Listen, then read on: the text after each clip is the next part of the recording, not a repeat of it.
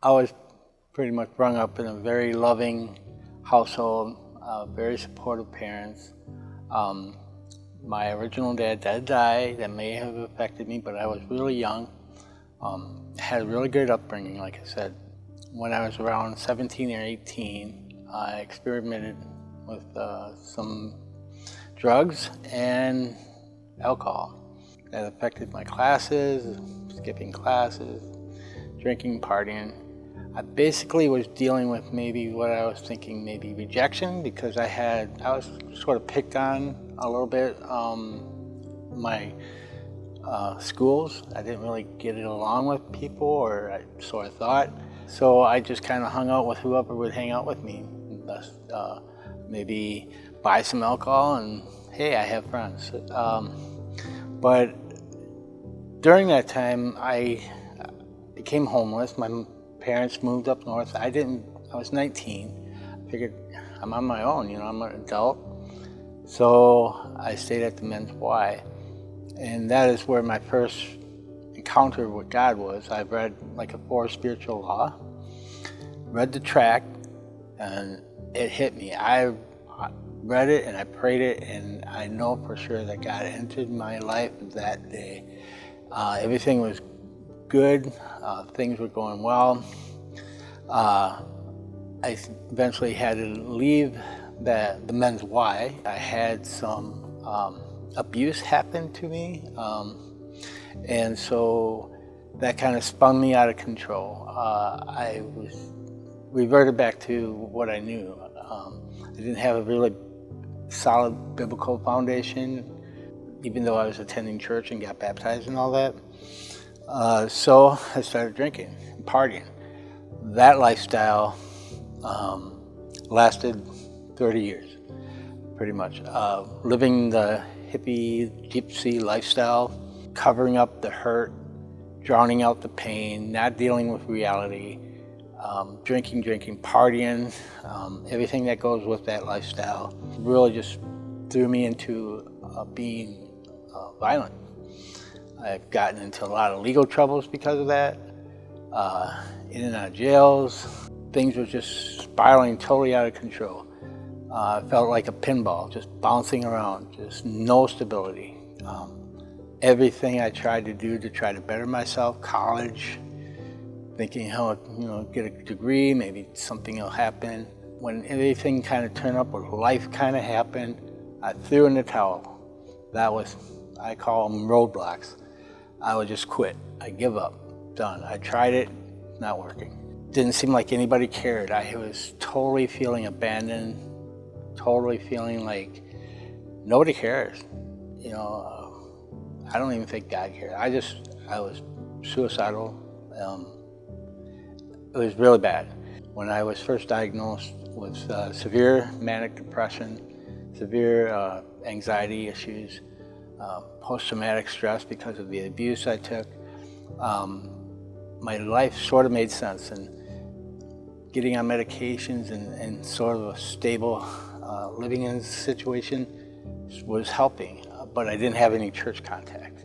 Eventually landed in Green Bay. I think this was it. It's pretty much my rock bottom. Here I am landing in another strange town where I don't know anything. Yet spend probably about a week and a half in Brown County Mental Health and back to homelessness, and just a mess. But within St. John's was kind of like I would definitely say God's hand was in it, directed me to here, to Green Bay, because he knew what was ahead. I got a case manager, which all the other shelters never had any type of case manager. They really generally cared and were trying to advocate for me. They helped me with my SSI. Eventually I got on SSI, got housing. Things were, I thought that was it, that was my answer, but it wasn't. My answer lay deeper. God. I was just feeling like, read the Bible. Okay, I have Bible, start reading it a little bit, still struggling with drinking. And I didn't hear the voice, but I knew it was that voice, like find a church. But I was just kind of like, I don't know, I'm new. I don't know anything about Green Bay. I do know that there's no buses on Sunday. Wherever this church is, I hope you can get me there. 'Cause I'll do it. I was just at my wit's end. And it's like, I want to quit. I want to quit drinking. I want to quit feeling like this. I know I wanted my life to be better.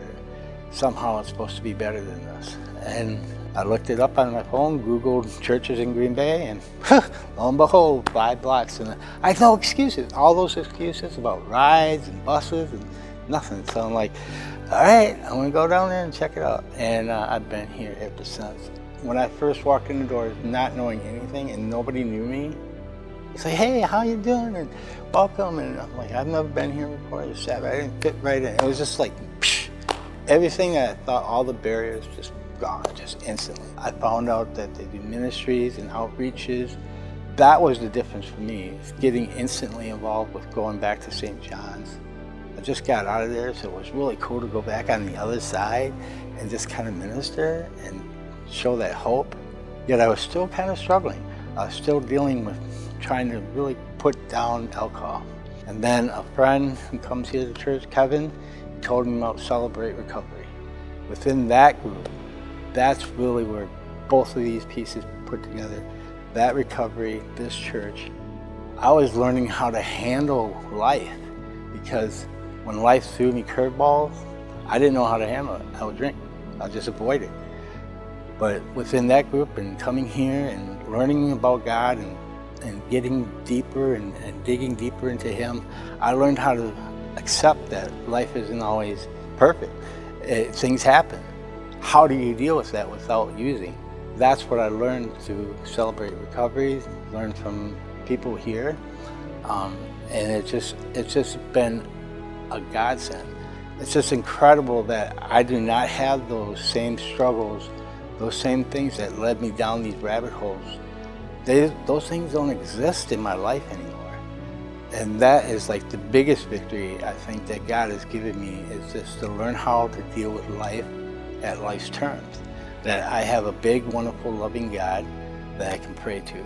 I got wonderful friends and a great support network that I can reach out to if something's going on that I can't really handle. And the biggest thing is the hope. I have hope now. Now my whole heart is to give hope to the hopeless, to want to inspire people, encourage them that just because everything looks bleak, everything is wrong, nothing's going right, that, man, God is right there. You have friends, you can reach out, call somebody, talk to God. He's got you. He's going to get you through it. And He's seen me through so much that the things that I struggle with now are just like, okay, no biggie. I'm going to get through this. God's got this. We're going to make it. So if you're struggling, don't give up. Don't give in. There is hope there. There's a way out. God promises in His Word that He will provide a way out. You just got to look for it. You just got to find it.